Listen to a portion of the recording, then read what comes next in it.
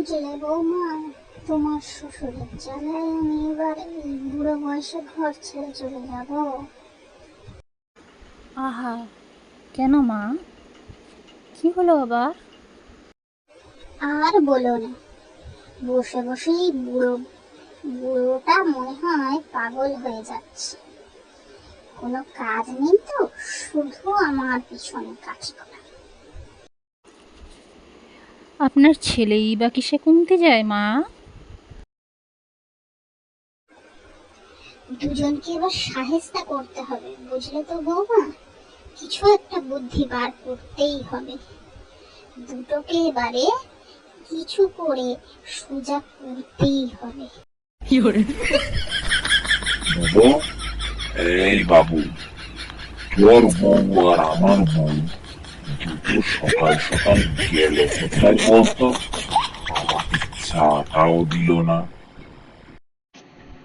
আমি কি করে জানবো বাবা, গেল কোথায় দুজনে? দেখো কোথায় কাজ বাজ করে বেড়াচ্ছে। আমি তো এই ঘুম থেকে উঠলাম, তুমি ডাকলে তাই, নই আরও একটু ঘুমাতাম।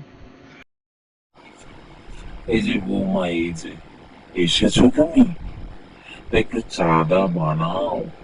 সকালবেলা তো জানো আমরা একটু চাটা খাই। কোথায় গেছিলে বলো তো? আর তোমার শাশুড়ি মাই বা কোথায় গেলেন? তেনাকেও ডাকো। কি হলোটা কি? সকালবেলা উঠে এত চা চা কিসের?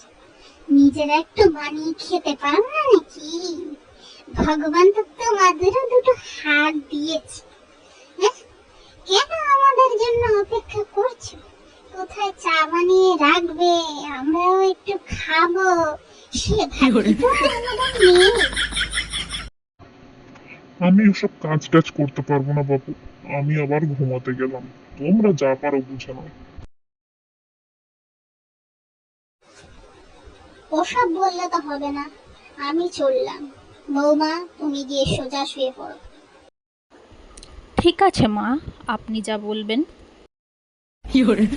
ষড়যন্ত্র, সব ষড়যন্ত্র, বুঝলি বাপু? এদের সব ষড়যন্ত্র। চল, আর কি করা যায়, আমরা কাজই করি।